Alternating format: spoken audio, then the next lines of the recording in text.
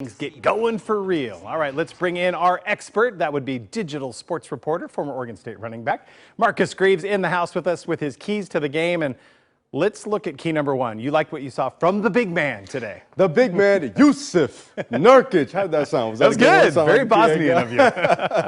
Jusuf Nurkic, he was on fire tonight, man. Like you said, he didn't shoot very well, but he just has something about him where he hits the floor, and it seems like the Blazers have a brand new identity. It looks like they're a little more confident out there. Maybe the offense comes a little more easy, and he even can knock down a three now. Extending his range. Man, he is looking good, and he's going to be ready for when the playoffs start.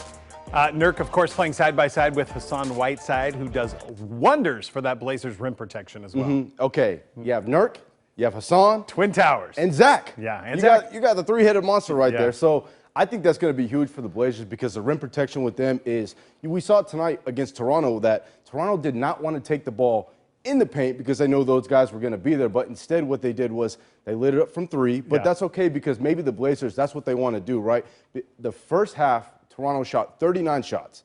Out of those 39 shots, 25 of those were three-pointers. Yeah. If that doesn't tell you that they do not want to go in the paint, I don't know what will. Well, 44 for the game, and then you knocked down 17 of them. That was really the difference. So they can beat you inside and out. That's why they're the defending champs.